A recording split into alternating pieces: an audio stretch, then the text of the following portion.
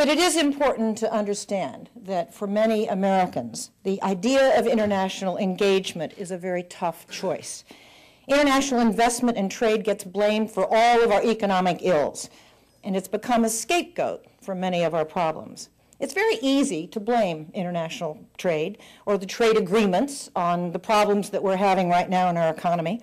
Whether it's a trade agreement with Australia or Central America, there are many, particularly elected officials in Washington, who are blaming those trade agreements for the problems that we're having today. And, of course, every single day on CNN we have Lou Dobbs.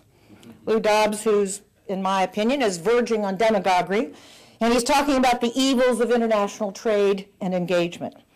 The business community doesn't have a venue similar to Lou Dobbs. Unfortunately, we can't do this every single day, nationally publicized.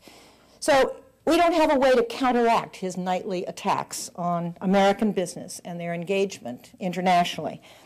I've been on Lou Dobbs, and he has a very compelling way of telling one side of the story and never letting the facts get in the way. Just an aside, and frankly, something that I'm watching very carefully, is that the American public's a lot smarter than he gives them credit for.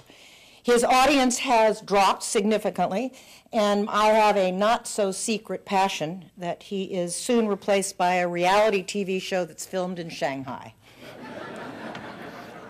I truly believe that would be poetic justice. As we celebrate World Trade Month in 2009, there's no greater mission than we have than to spread the gospel of the benefits of trade and international engagement. I can't think of a better way to do this than to tell the story about what's happening here in Northeast Ohio. Last week I had the opportunity, thank you to Magnet and Randy, to speak at the Manny Awards. And it was a night of giving awards of excellence to manufacturing companies from Northeast Ohio. I heard about companies such as Cardinal Fastener, who've retooled their business from an old line manufacturing company to being flexible, lean, and productive, resulting not just in being more competitive, but in survival.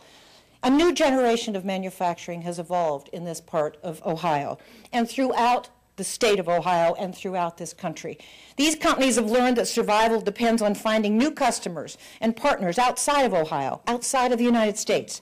No longer can they survive by just having partners in Pennsylvania or Indiana or Michigan. We need to talk about these stories of 100% growth rates with 15 employees, of entrepreneurs that are right here in your backyard who are publicly announcing that they just choose to ignore the fact that we have a recession and move ahead without whining about the difficulties, without blaming anybody, and just moving through this challenging time through innovation, through courage, and just plain old American fortitude. It's wonderful to be outside of Washington. Not just so wonderful to be here as it is, but it's also really good to be outside of Washington because it has become a very contentious place to be. I've never seen partisan politics quite as bad as it is today in Washington. And in the midst of this recession, as we're seeing it unfold daily, whatever is going to happen on a daily basis in television and the newspapers, and bailouts taken on a whole different meaning, we've become increasingly aware that this economic crisis is ricocheting around the world. We are all interconnected in a multitude of ways. I was actually just in Dubai, and even in that fantasy world, we're seeing property values drop as much as 40, 50, 60%. We are so interconnected that it's a bit like a game of dominoes, that when one starts to fall, the rest will follow. The U.S. Chamber, as the largest business organization in the world, is committed, with its 3.5 million members throughout the world, to keep borders open for your businesses throughout the world.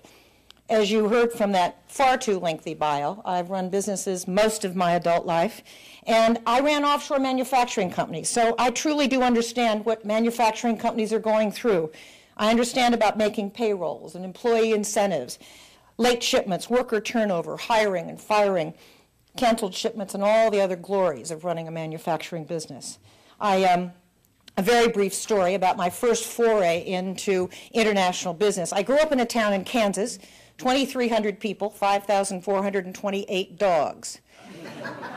It was in the middle of a prairie. It's a place my husband said that there was no reason to be there other than the stagecoaches just couldn't go any further.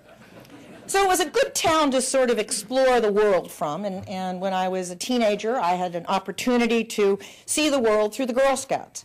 So I went once, and then I went twice, traveled around the world, and I came back, and my family had a business in this small town in Kansas that was 3 generations had run this business, and I came back, and I said, you have to go global. And I drew up a business plan, and I gave it to my father, and he looked at me as though I was crazy. And I, of course, looked at him as though he was crazy, and how could you not want to go global? Can't you get out of this small town in Kansas? And we went on like that for several months, and finally he said to me, Leslie, stop it. Go back to school and get over this. We are not going global. I learned my very first lesson in international business, and that is that not all companies are geared to going global. My family owned a mortuary and funeral home.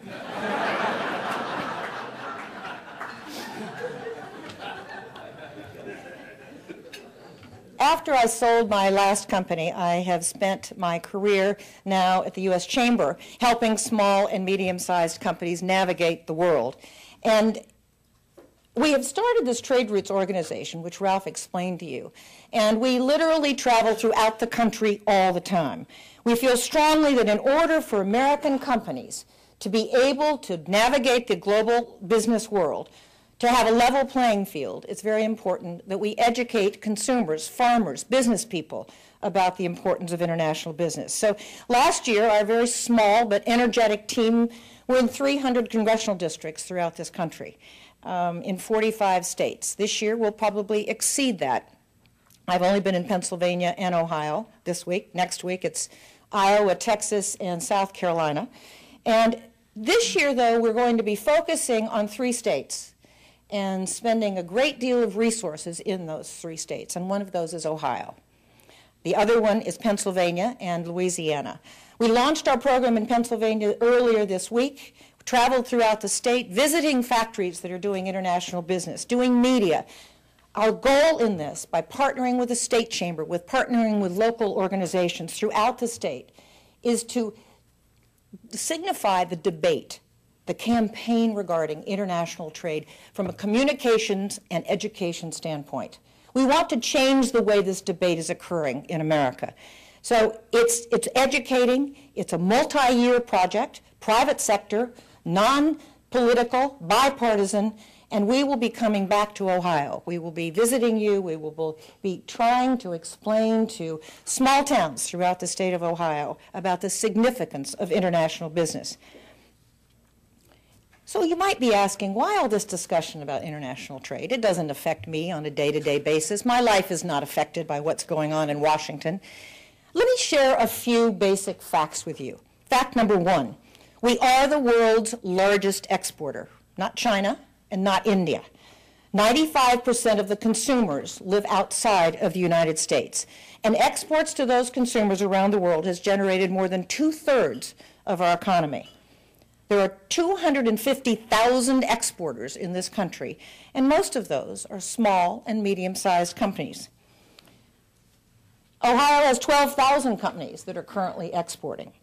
So if you'd like to find a way to limit or to deepen, this recession, figure out a way to stop those 12,000 Ohio companies from selling throughout the world. Fact number 2, international trade means jobs. Nearly 1 in every 5 jobs in this country is linked to international business. The total estimates that the overall jobs in this country, both direct and indirect, that are due to international trade is at 57 million jobs. In Ohio, there's 300,000 manufacturing jobs alone that are due to export. Fact number 3, the United States is the world's workshop. The death of the U.S. manufacturing sector has been greatly exaggerated. We are the largest manufacturer in the world. But as high-profile manufacturers, such as the auto industries, are stumbling, we forget to talk about the small and medium-sized companies throughout this state in Ohio